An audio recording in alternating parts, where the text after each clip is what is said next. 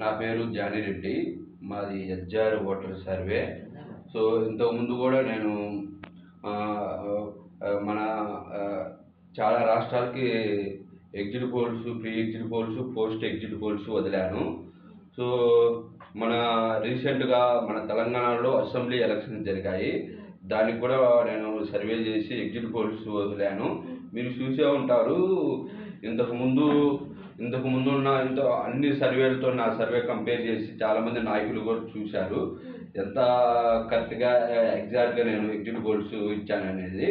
So, అలాగే ఇప్పుడు మరి 2024లో తెలంగాణలో లోక్సభ ఎలక్షన్స్ కంప్లీట్ అయ్యాయి. దీనికి కూడా నేను సర్వే కంప్లీట్ చేశాను. ఎగ్జిట్ పోల్స్ తీసుకున్నాను. సో, ఇక్కడ ఆల్రెడీ నేను వాట్సాప్ గ్రూపుల్లో ఎగ్జిట్ పోల్స్ రిలీజ్ చేశాను ఈరోజు. సో, ఇక్కడ మెయిన్ ఏంటంటే కాంగ్రెస్ పార్టీ బాగా పుంజుకుంది. 13-15 సీట్లు ఖచ్చితంగా కాంగ్రెస్ పార్టీ గెలుస్తుంది. ఎంఐఎం ఒక సీటు గెలుస్తుంది. సో, బీజేపీ వచ్చేసి 1-2 సీట్లు. అట్లాగే టీఆర్ఎస్ 1 సీటు కూడా కష్టంగానే ఉంది. సో, అది పరిస్థితి. ఇక్కడ తెలంగాణ లోక్సభలో కాంగ్రెస్ ఖచ్చితంగా 13-15 సీట్లు ఖచ్చితంగా గెలుస్తుంది.